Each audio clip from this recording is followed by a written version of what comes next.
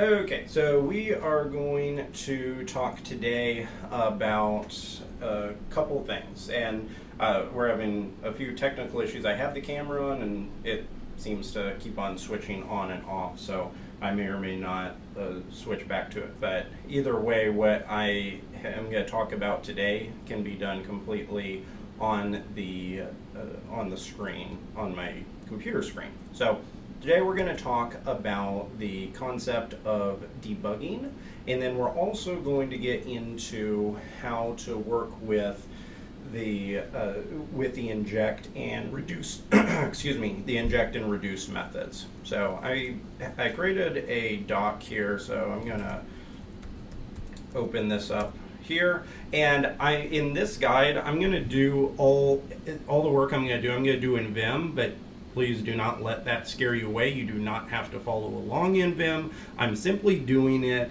because it is actually easier to do for debugging, because you're going to be able to see everything all in the same place. So Vim, if you've never used it before, is a text editor that is usually terminal based, which means that you can edit all your code and everything right in the terminal. It's not necessary to use. It's definitely not necessary for using the debugging items we're going to talk about today, but I wanted to do it. That way we're not switching back and forth between screens, and you can see everything that is going on. So I'm going to create a new file here, and I'm going to be I'll call it debug lecture.rb.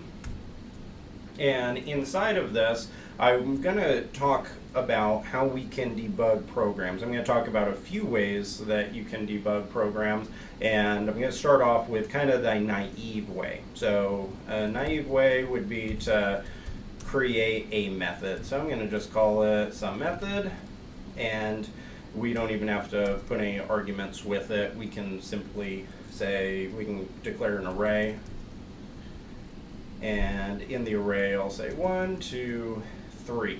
And now let's pretend that this array had to do something, and we needed to find what this value was right here.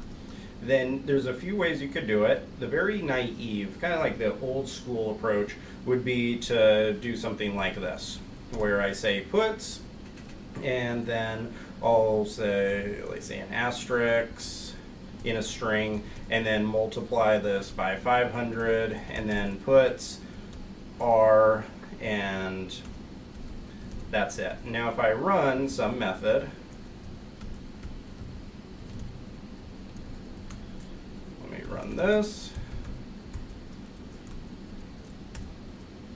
you can see that what it did was it just printed out all these asterisks, and then it printed out what the value of the variable is. Now this is the way that you would have done debugging probably about a decade or so ago, right around when I was learning to develop. And it's fine, because you can do things like pretend that you have a Rails application.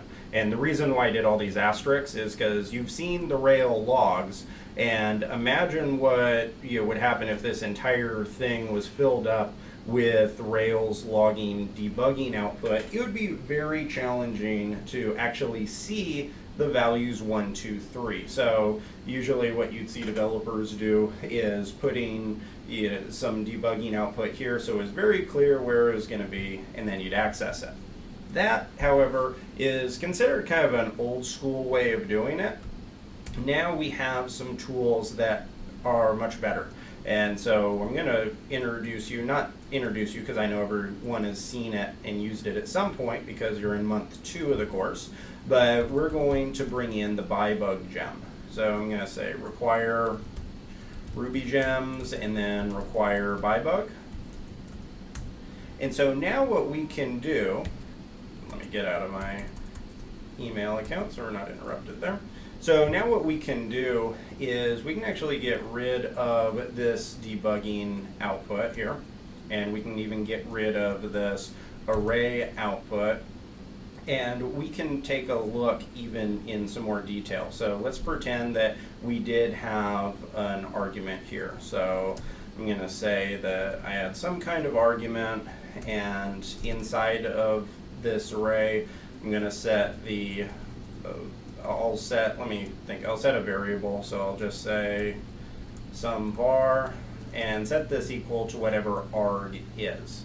Now what I can do, instead of having to print things out and to do things like that, what I can actually do is just call bybug here.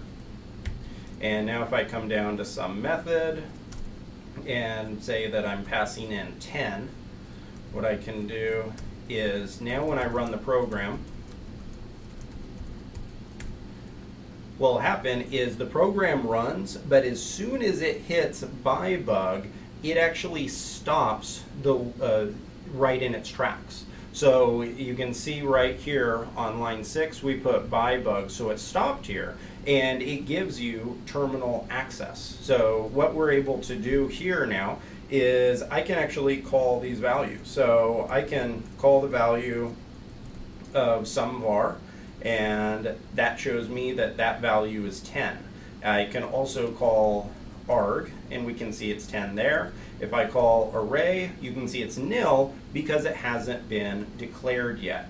Now to have the program continue, I can hit Control D, or I can type in continue, and it'll finish the rest of the program. I want to take a look at this example that I did over here. Okay, so this example here, let me give some more details. Let's say that we have our array, and we want to see at one point, and part of this is a little convoluted because I don't want you to kind of get tripped up by the code. I want you to be able to spend your time actually focused on how to perform debugging. So I'm going to get rid of the argument, and we're going to say that we have an array here. Then I'm going to call bybug, and now I'm going to say array push 10, which, if you remember, what this is going to do is this is going to add 10 to the end of our array.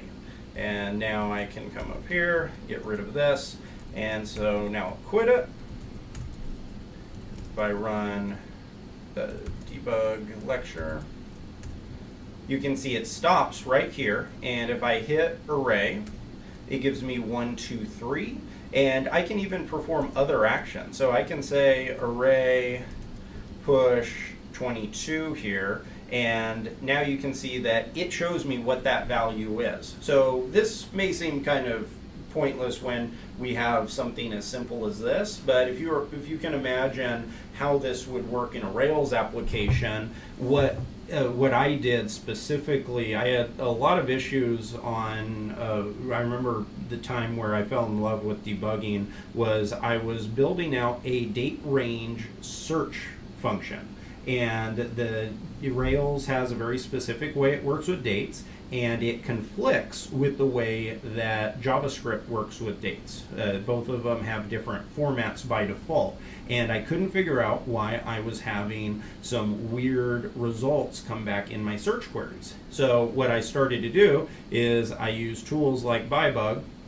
I slid them into the methods that were performing those searches, and I ran code exactly like this, where I would go, and in this case, I was going and changing the formats of dates and doing, kind of related tasks to that. And eventually, by doing that, I was able to get to the correct result. I was able to kind of put together the right formula to be able to, have the date come out, the date I was getting in JavaScript. I was able to convert it properly in Ruby, and then we were able to, have what we needed in the database query. So that's just one example where I found it handy.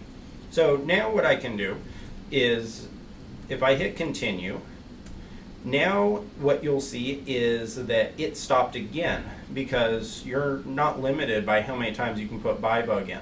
So we put bybug in twice, so it's going to give us access to bybug twice. So here it stopped. Now if I type in array, you can see that it actually gave us 1, 2, 3, which is where our array started out, Then it gave us 22, which is the value I did here. And please note, this did not actually change the code. This is simply giving us console access. So this is kind of like, this is how you perform testing, and based on the name, this is how you perform debugging. So you can pretend that you needed to figure out how to slide this 22 in. You can do it while running through the systems, and what it's really helpful for is finding bugs at specific stages. So I ran it here, and now not only did we get the 1, 2, 3, and then the 22, but we also got the 10 that we pushed in.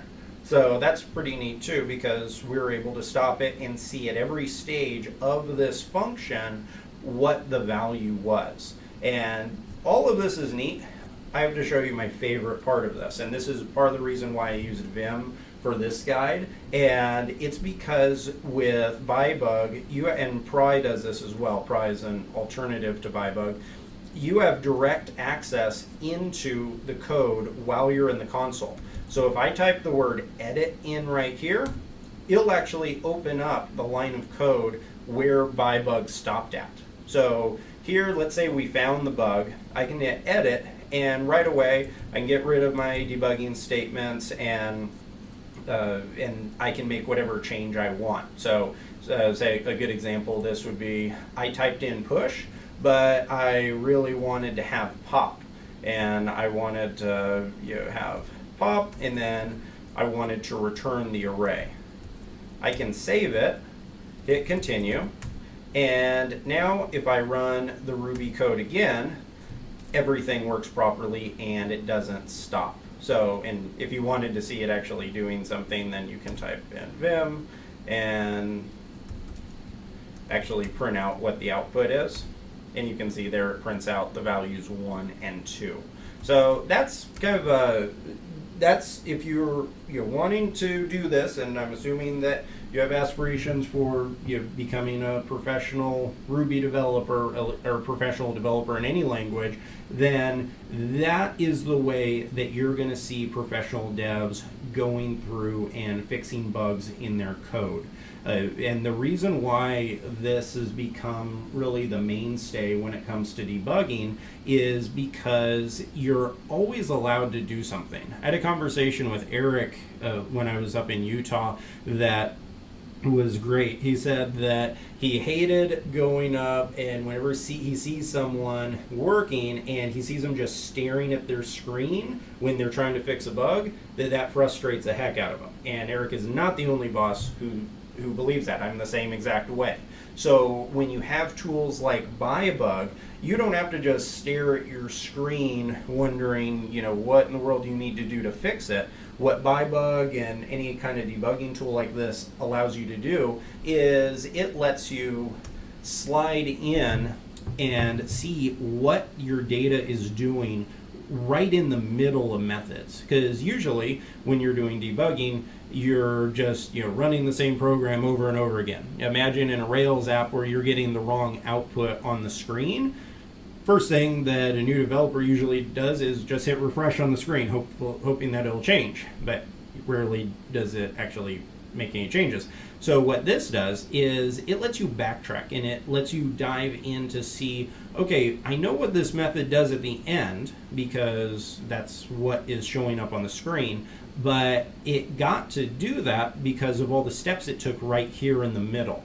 And by sliding in debugging output, you can put in, you can actually slide in the value and run through it, run methods in it, anything like that.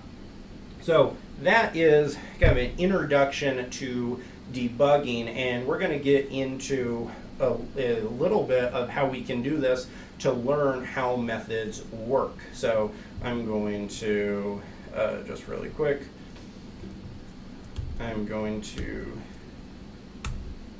comment this out. Yep. There we go. Okay, so that was how to do debugging, but in the last guide, Nicole, you specifically asked how to understand the LCM method in Ruby. So that's going to be the next thing we're going to do, and I'm going to show you how we can actually use debugging to help us figure out exactly what's going on with that. Now I want to get into the documentation first, and while I'm doing this, please let me know, are there any questions on bug or debugging like that at all? And I'll wait while the delay occurs, and you can let me know if you have any questions.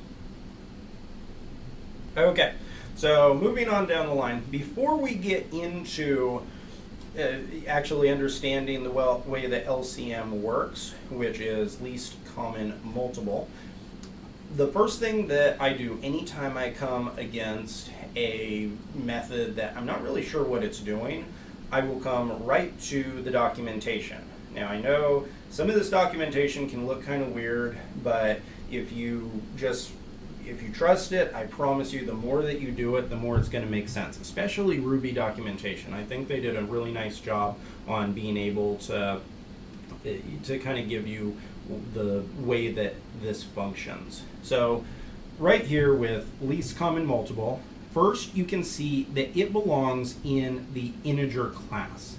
Now that's a very important thing to know, because what this means is that least common multiple can only be called on an integer. And that's very important, because if you try to call LCM on an array or a string, it's going to throw an error. So if we look at the documentation, it says this returns the least common multiple, always positive, value of whatever the first value is, least common multiple with the second value. So here, I like how they also use base cases. So you have two items, you have the result, and then you have whatever the first one is. So the least common multiple of 2 and 2 is going to be 2. Least common multiple of 3 and -7 is 21. And then you have a crazy example. They like to do this too, where they throw an example that you've never actually seen in code in your entire life, but it's there just to show you that you can have it. Don't worry about that one. Let's go through the base cases. So here, what it's doing is it's looking through all of the potential multiples for both of these items. -7, ignore the fact it's a negative. They're just showing you that it's always going to be positive, so it ignores the if it's positive or negative. So here we're saying that we know the least common multiple of 3 and 7 is 21. Both of those are pretty basic. So if we came in here and wanted to run this, let's run another basic one. So I'm going to say the least common multiple of 5 and 2. So, and let's also print this out.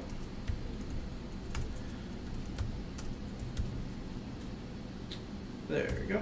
And you can see that that is 10. And we know just from basic math that that is the least common multiple of those two things. Now, let's take a deeper dive. And I went through and I created quite a few examples of this, and also of inject and reduce. So I want to make sure that we're actually using these. Okay, so here I'm going to switch back. And as always, I will give you all the show notes and all that kind of good stuff. Nope. Okay, so hold on. I copied it the wrong way. We talked about the base case. Now let's actually talk about how to do this on a range. So we're going to take a range of just 1 to 10. And we're going to pass reduce to it and get the least common multiple of this. Oh, it would probably help to print it out. There you go. And the least common multiple of all of those items is 2520. Now that may seem really weird looking, because one, if we just looked at the documentation here, you can see that this is an integer, and we just called our LCM method on an array. We should have gotten an error, right?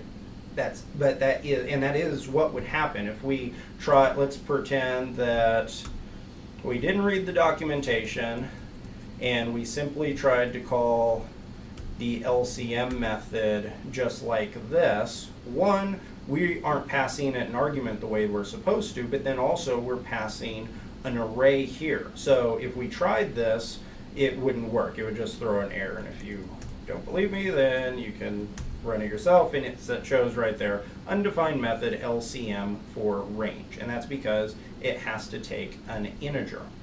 So that's all fine. We know that we're able to use reduce in order to make this possible. So we used reduce, LCM, and now if we run this, now this code works. So let's pretend that we don't have any idea what reduce does.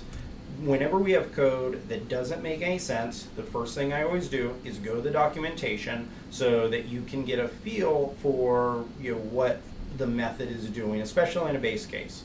So we know how this works. We know that LCM is actually pretty basic. It's just finding the least common multiple of two integers. Now let's go and we're going to do Ruby, and we'll say reduce. And remember, reduce and inject are the same thing. And if I just type that to the documentation, scroll down on the left-hand side, and you can see reduce. And these descriptions, I know a lot of times it's really easy to gloss over these, but if you actually read them, they're very explicit. So what it says is it combines all elements of an enumerable type by applying a binary operation specified by a block or a symbol that names a method or operator. That doesn't make a lot of sense. I think that probably could have been written better.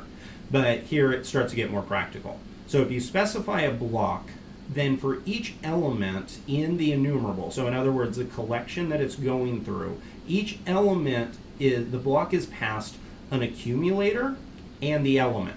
Which means, if you don't know what an accumulator is, an accumulator means that it is keeping track of the accumulated value. So one of the most common ways that you use reduce or inject is to sum up values in a collection. Just like if you come right here, you can see that we're creating a range. We're creating a range going from 5 to 10. We're calling the reduce method, and then we are right here, we're passing in the plus symbol. And what this is going to do is it's going to take the first value and then add it to the previous one. And it's going to go all the way down the line. And I'm going to give us a really good base case on exactly how this works. So just keep in your mind that it takes two arguments, or it takes two block variables, and the first one keeps track of the total, and the second one is just the element itself. So here, if you specify a symbol instead, which is exactly what's happening right here, then each element in the collection will be passed to the named method of memo. Now, memo, remember back, that is the accumulator. I don't really know why they called it memo. That's just the word they use. Just know that's the thing that's keeping track of whatever the total or all the collected values are. In either case, the result becomes the new value for memo, or for the accumulator. And then at the end of the iteration, which means when it's completely done looping, the final value of memo is the return value for the method. So if you remember back when we talked about map a couple days ago, and you saw how when map ran, it can be stored in a variable, or it can finish off in a function and whatever, and that method would then return whatever the map mechanism created. This is going to function the same way, where whatever the total value is when it's done, that's what is going to get returned from reduce or inject.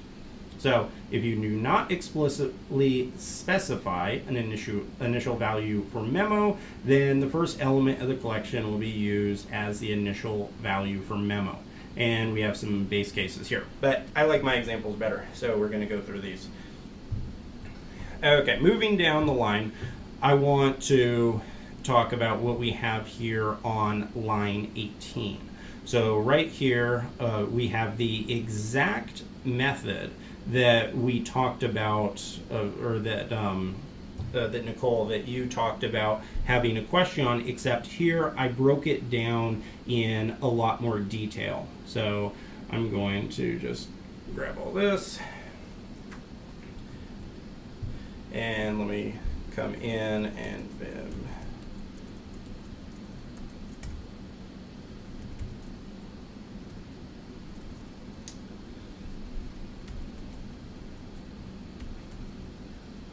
Nope.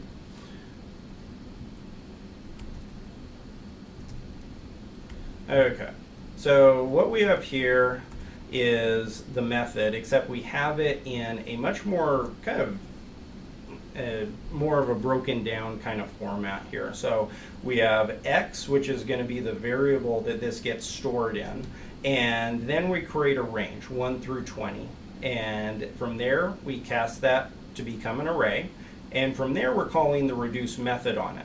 Now this is exactly what we did when we said 1.20.toArray reduce and then pass in LCM. This code on line 4 and the code from 6 to 8 is completely identical, but here this will actually walk us through exactly what is happening with reduce. So I'm going to use bybug so that we can combine our new knowledge of debugging with how this works. So I'm going to save this and run it. Okay, and we hit our breakpoint, and that's another thing I forgot to tell you. In debugging, whenever you set bybug like this, the correct term for that is we're setting a breakpoint. And what it's doing is the breakpoint is shown with our little arrow here. Some IDEs, like RubyMine and some of those, they actually have debugging built in to where you can, on the text editor, you can press a button on the left-hand side and it'll stop and debugging at that point. But I don't really use IDEs like that. I just use various text editors, so this is kind of a better way of doing it. So now that we have this, now we have access in everything inside this block. So if I type in result here, you can see the very first time that this gets run, result is equal to 1. And if I type in element, this is equal to 2. So what that's telling us is that the first time that this goes through the block, we are capturing the result of 1 because that is the number where it's starting at, and then we're adding the next element because remember that, and we can take a look at this value if you just so you can kind of see it. If you want to see what that looks like, a range of 1 to 20 converted to an array looks like this. It's just 1 through 20. And so that's what we did right here. And then by calling reduce, that gives us access to these 2 block arguments. And these block arguments are going to, 1, the result. This is our accumulator. So this is going to accumulate all the values as they get iterated. And then element gives us access to the value. This is exactly the same in Rails when you do each and you're iterating over a collection and you're printing it out on the page. And if you're doing each over posts, then you have access to posts. It's exactly what we're doing here, except because we use reduce, we not only get access to the element we're looping over, but we also get access to the value that is accumulating. So whatever we're doing, which in this case is we're finding the least common multiple. So we're taking the result, we're finding the least common multiple of that and the element. Now do you notice here how this code is identical to our base case LCM code? So our least common multiple code over here that we saw was very easily, in this case, 1 and 3, which would be 3. This is how we connect the dots. So result is an integer. We just saw result is equal to 1, and then we see the element right there. This is equal to 2. So now if I hit continue, it's going to stop it again, and this time it's going to be on the next item. So let's go through the cycle again. Hit result. Now result's equal to 2, and element is equal to 3. If I hit continue again, it stops again. Result, this time it's equal to 6 because it keeps on adding up. Remember, the way reduce works, it's going to accumulate. So even though the element was actually higher in the first loop, every single time it goes through the loop, it is going to be incremented. So now it's 6 and 4.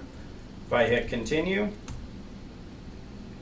and now the result's 12, and the element is 5, and we could keep on going down over and over and over again, but eventually you would get to the final number. Exit, it'll get out of the whole program. And now let me get back in, get rid of bybug, and there's our total. Now this also kind of shows the power of how exponential growth works. We started off with that result being 1, and I think that the second time it was 2 or 3, and it just kept going on, and just getting to 20, we're at this number, which is 232,792,560. So that moves very fast, very quickly. But that is a very basic example of how reduce works. Now that's just one. I wanted to show you the one that dealt with the least common multiple, but I also wanted to go through some of the other examples. But before I do that, are there any questions on where we're at right now?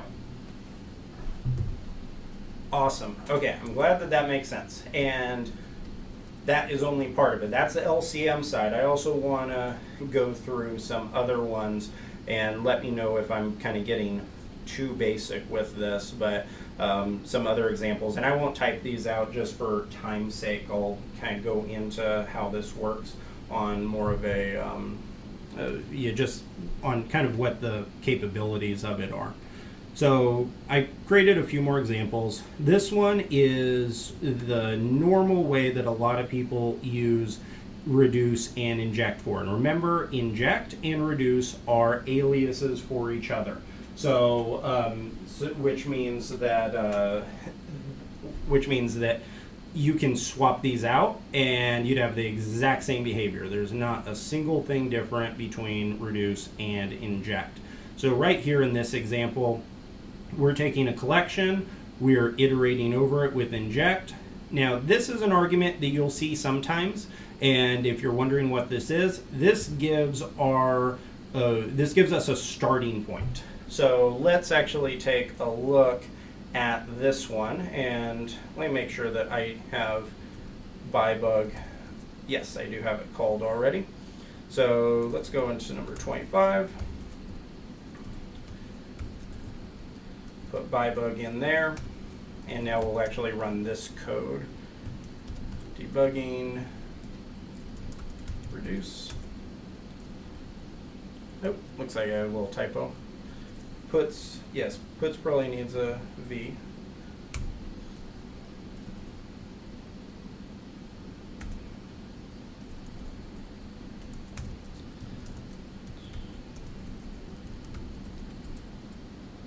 There we go. Okay, now where did I have a puts? There we go. There. Okay, now we're good. Now let's run this again.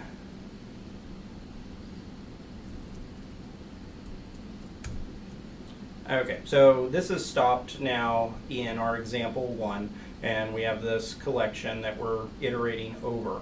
Now let's see what result looks like here. Now that is the biggest key. Notice when I hit result and it gave us a 0. The reason why this is a 0 here and it was a 1 before was because we explicitly told inject to use a 0 for the very first element for this result. So that's an important thing because, one, you're going to see this in code quite a bit. So you are going to be able to see you're going to come across this, and if you're wondering what it's for, that's what it is there for. Now, and then the other thing is it gives you control. If you've ever noticed one of your algorithms, it uses inject, and it's off by 1 or it's off by a small amount, you may just be in the wrong one. So I'm going to come back in here, and we'll get rid of bybug. This is on line 23. Okay, moving down to the next example. So in this example, this is a pretty cool one, I think, where here we have an array, and this could be of anything. I did it at baseball players, where we have an array that has the first element is array, so it's an array of arrays. We have second base, and the second element in there is a name. And we have shortstop, and then a name, and then third base, and a name. So what a pretty common thing that you are asked to do here is converting an array into a hash. So that's something that Inject is really good with, is being able to take that array data type, and especially if it's an array with multiple items, and then create a hash out of it. So the way you do that is you create a variable, and then you call the array, call inject on it. But now notice what I did inside of that first element. On line 22, we put 0 as a starting element. But you're not limited to just put values. You can also put the value of a collection, or in this case, the value of an empty hash. I thought that when I saw this, I thought this was one of the coolest things I had ever seen on Inject, is that you can build a hash simply based on passing in a hash as the starting result value. And here I created the first block argument, and I called it hash. It doesn't have to be called hash. I just did that so that you could see that that's what it is. So this is our result. This is our accumulator. And then here is our element.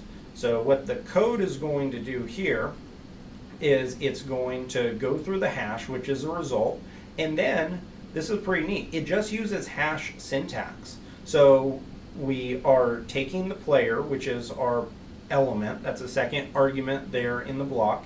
We're taking that, and we're saying grab the first element inside of that array. So here, player is this first element here. It's not just the name, it's not just the position, it's actually the entire array. So when we're iterating over, this is a nested collection. And then the next time on the next round, it's going to iterate and hit this entire one.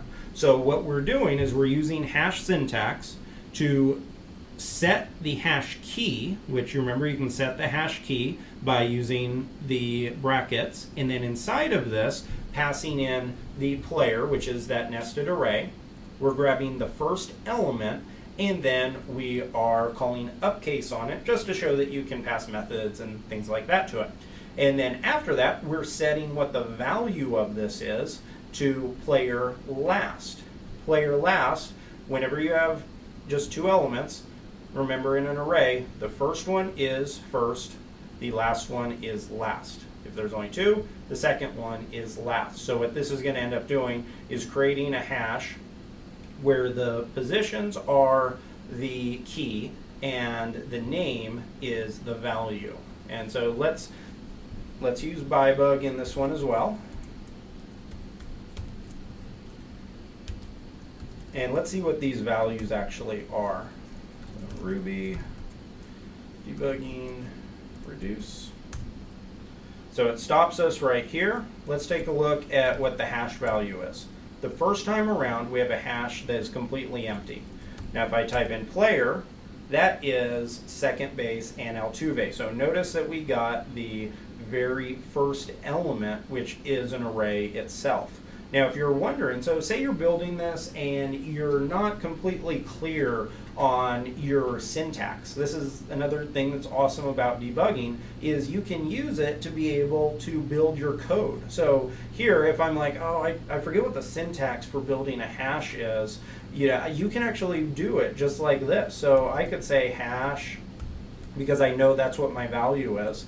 and then I can play around with it. So I could say player, and then if I forget, oh, how do I grab the player? Well, I can run the code just like this. I can say player first, and that shows me, okay, that's a position. If I wanted to change my code up a little bit and use old school syntax with the brackets, I could do player 0. That does the same thing.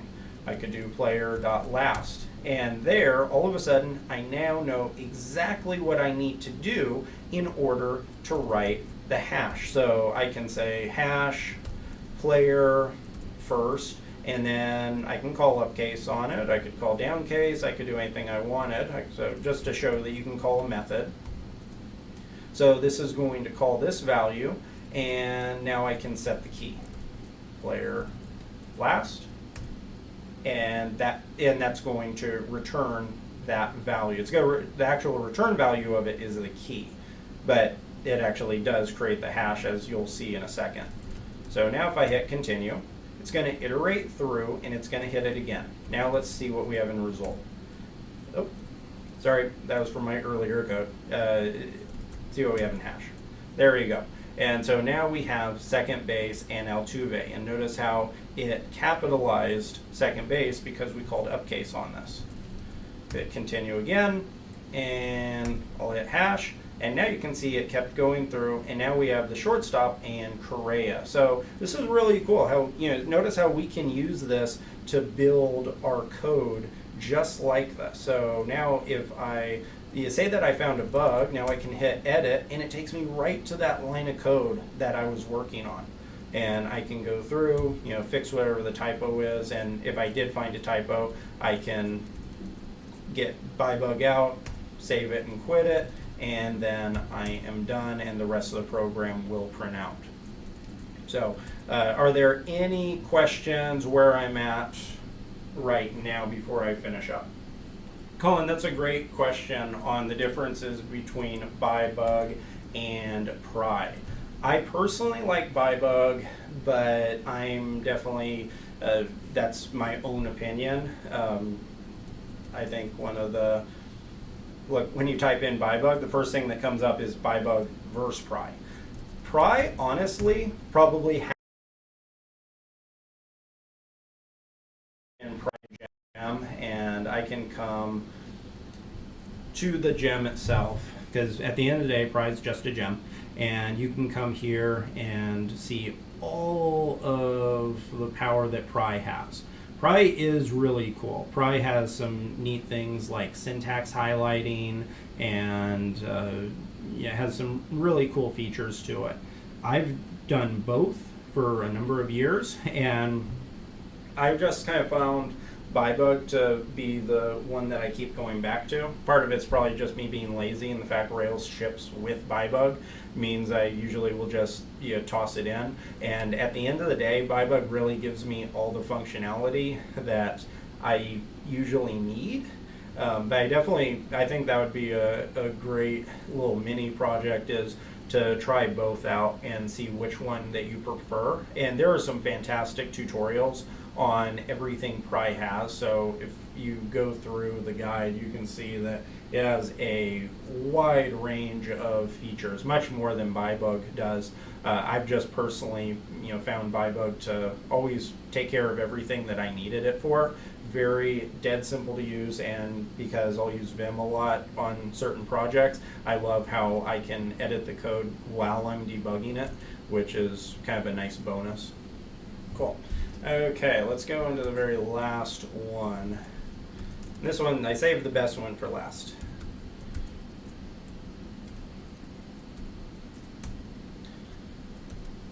Okay, so coming down here to the very end, this is example 3 here.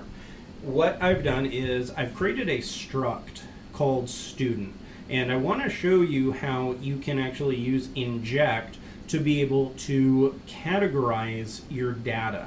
So here we're going to create a program that can take students and their grades and then group the students based off of what their grades are. And there's a number of ways that you could do this using Ruby and any other programming language.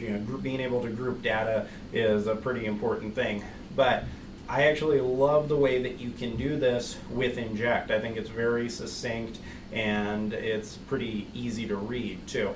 So what we have here is I created a struct. So this is just, if you remember back to some of my other guides, I like to use structs whenever I'm doing things like mimicking a database, because a struct acts kind of like the way a database does, where you can have attributes inside of it and you can create new ones, just like we're doing right here. So I created a struct called student that takes in the attributes of student and grade. And then I created a little database here called grades. And grades has 3 records in it. And so I created 3 students, Bob, Alice, and Tim. And I gave them the values of pass, or fail, pass, and pass.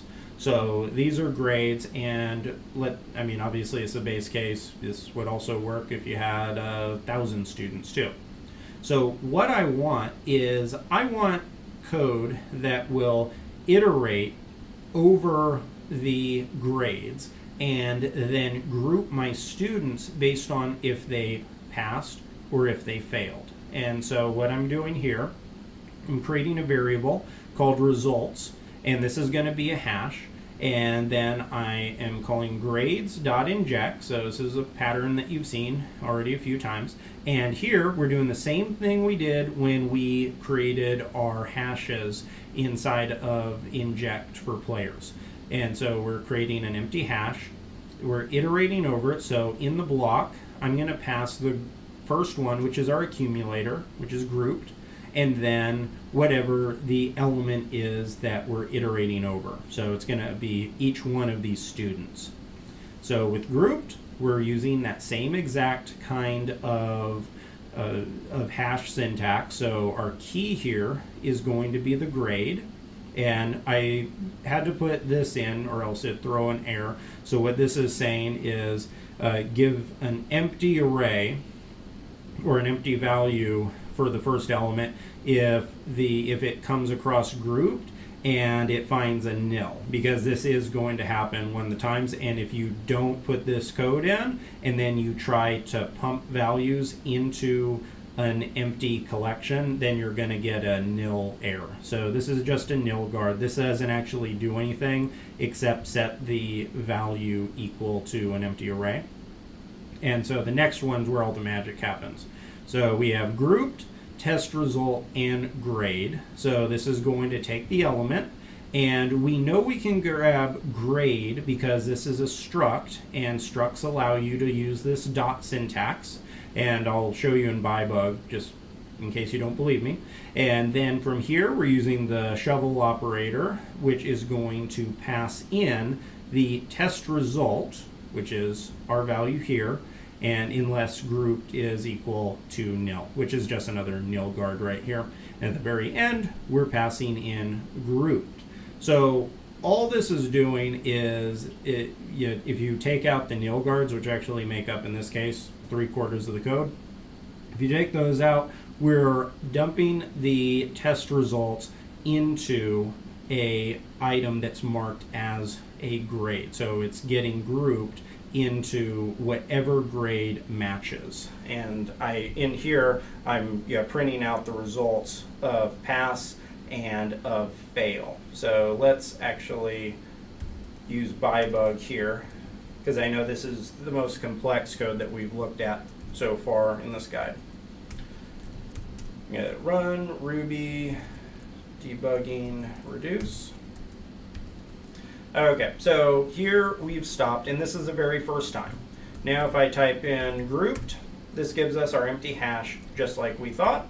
And if I type in test result, this gives us our very first struct. So we knew that this was going to happen because this is our first time going through the system, and we have test result, and we know that that's going to be one of our structs, which is like it's coming from the database. Now if I hit continue, the next time around, now if I type in grouped, this is going to give not only the struct back. Notice how before our test result, notice how it was just a struct type. Now look at this. This actually took the entire thing and it put it in its own hash called fail. And so we know that this fail was generated because we told it to set it to the grade value. So now we've actually created a key here called fail, and then every time that it comes across another failure or when it hits a pass, then it's going to simply add items into that value. So let's look at the code in even more detail. You can see this is an array element. So we only have 3 items, so we'll look at all 3 of them in bybug. So now if I type result, I keep on calling, in most production applications, I always call it result. So I'm just out of habit, I'm used to using that. But here I called it group just because it's more explicit. Okay, so now we've created another key. We had fail, now we created one called pass, and we added an element to the value. Now this is an array, so remember we use the shovel operator, which means that we are adding items to it. So pass is a key, but pass can have as many values as we want because we used an array data structure. Continue, and that's it. Now the output here, I printed out all of the students who passed. You can see they're both right here. These are the ones that passed. And then here is poor Bob who failed, and he's the only one that failed. So going back in the code to see what this looks like, you can see that we're able to use, because it's a hash, we're able to use hash syntax with being able to pass in fail as a symbol, and that's what grabbed the whatever the array is. So we just passed in whatever the key name was. There's not actually anything magic coming in here in terms of grouping items together. All we're doing is we're creating elements in a hash, and they're array elements, and then we're just dumping whatever ones match a certain key, and we're taking advantage of the fact that Ruby allows you to put multiple items associated with a single key, and that's how you can do some basic grouping in Ruby.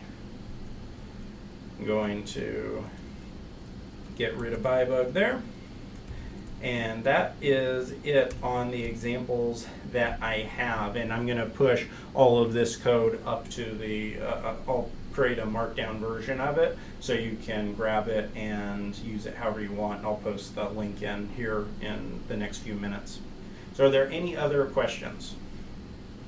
Awesome. That sounds good. Well, we are, that's everything I have on my side. So just let me know. Always feel free to message me or anything like that if you have any questions in addition to it, and then I will shoot over the code for this here in a few minutes. So I will talk with everyone soon.